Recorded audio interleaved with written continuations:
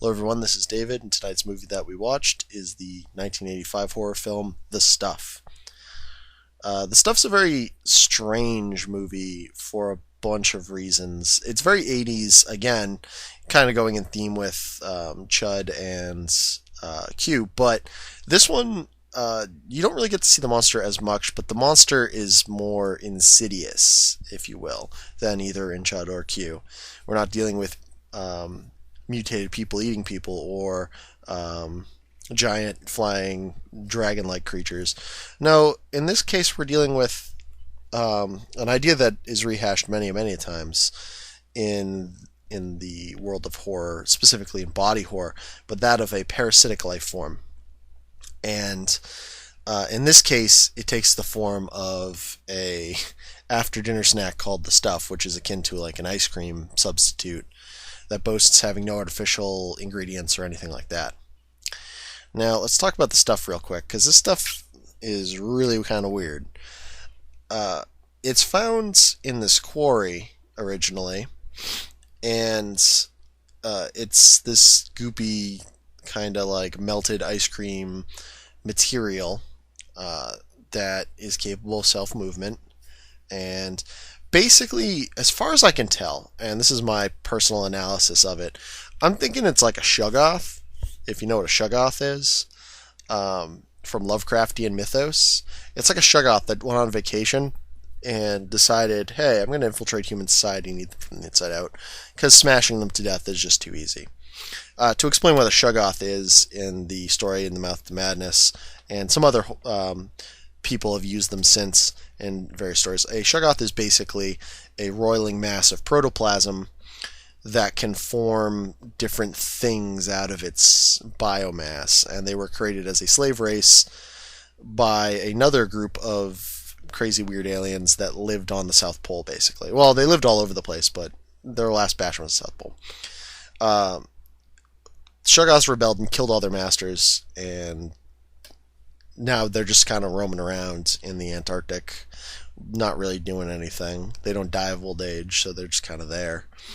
But very much reminded me of something like that. It's this amorphous substance that just oozes up from the ground, and it, other than spreading itself somehow, it doesn't really give you its agenda, if it's intelligent or not. You kind of get the idea that it is, but you never really get for certain if it's just an animal replicating itself and it's the humans that are infected that kind of have the intelligence, or if this thing has a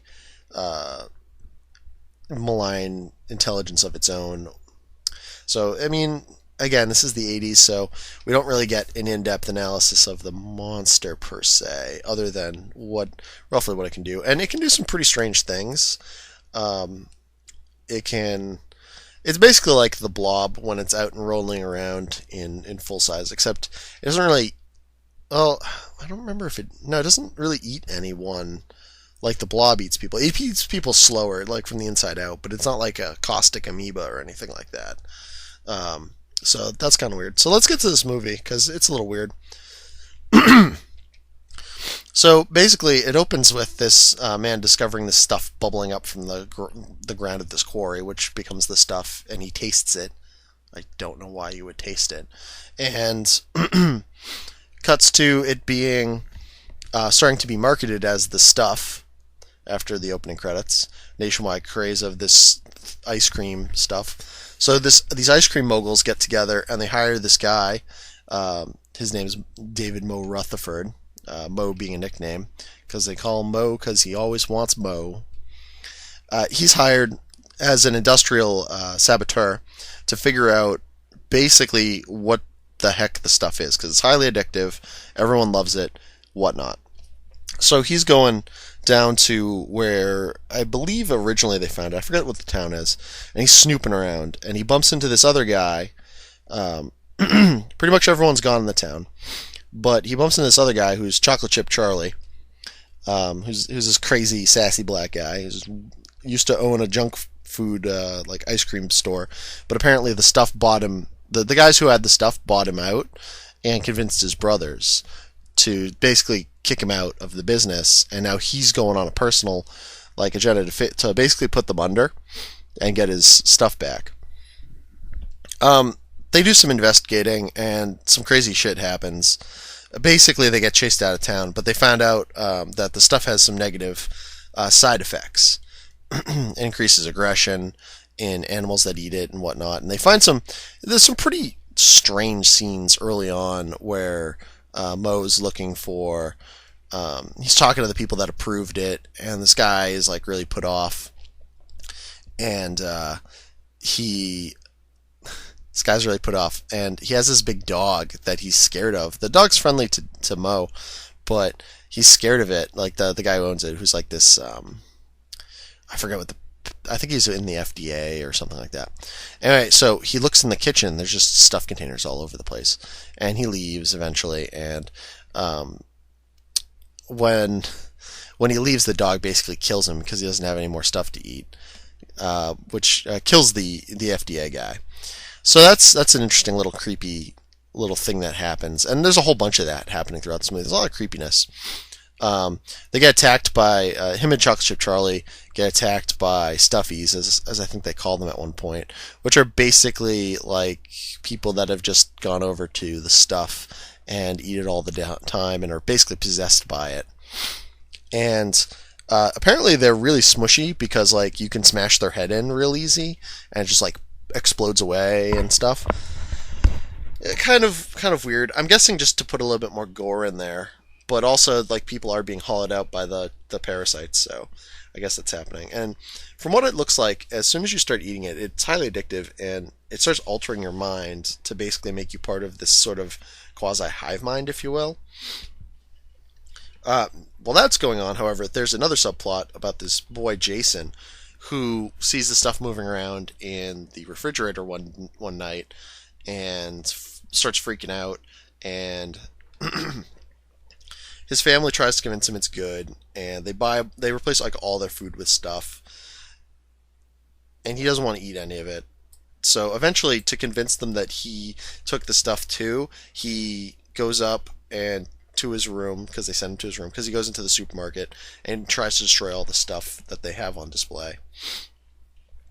And he obviously gets arrested because he's like a 10-year-old kid. And like it's funny because like three adults are like holding him down as he's trying to stop people from eating this stuff.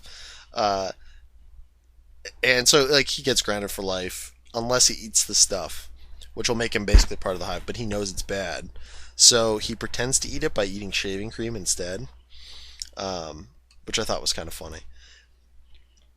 He eventually ends up Moe ends up finding him because he hears about what happened, and he's kind of in on the whole thing.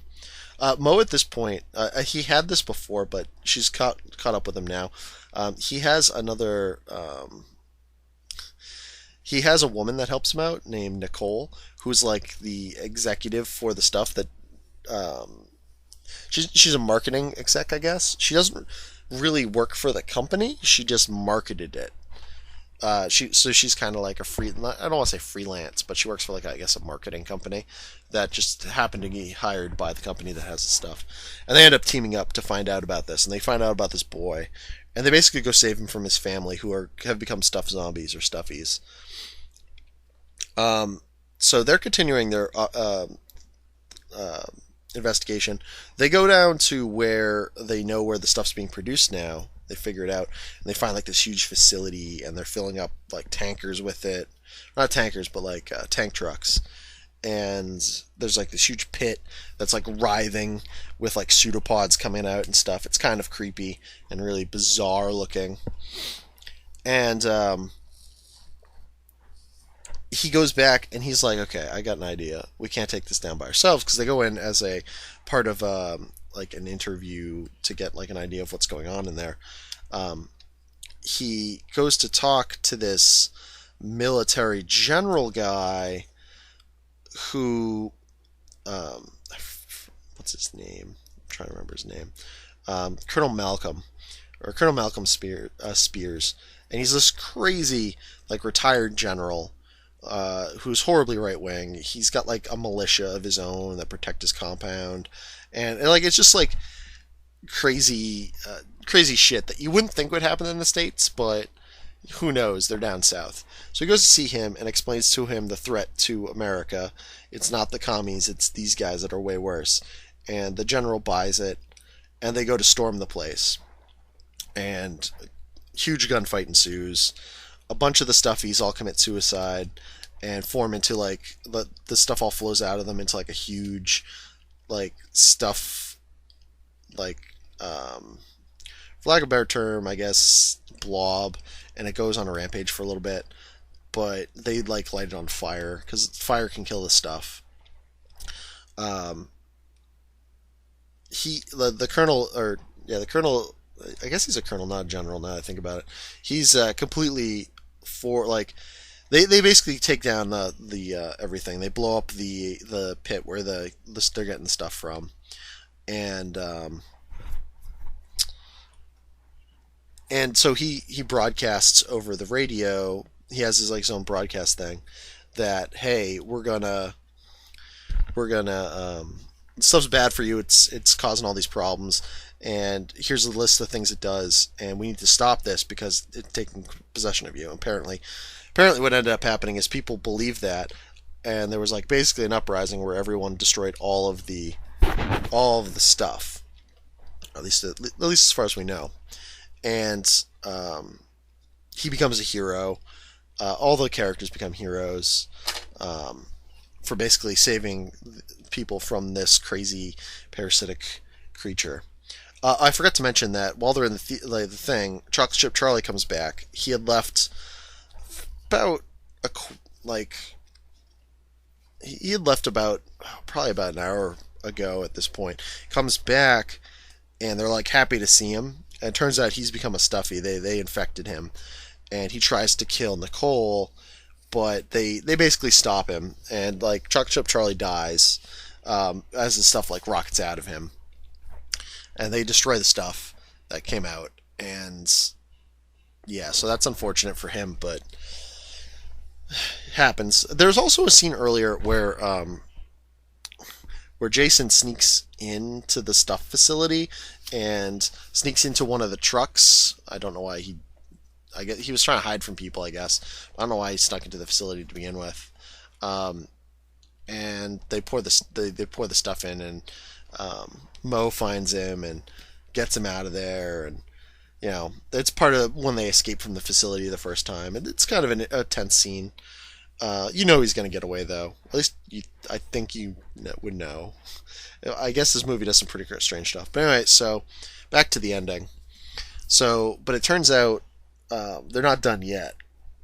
So Mo and Jason basically go back to where the person who owned the stuff basically is, and they make him and this other guy that actually hired Mo eat the stuff because they're working together to form a new combination called the Taste, which is like 12% stuff and 88% ice cream, which shouldn't make people get turned into like call it out people, but should be super addictive.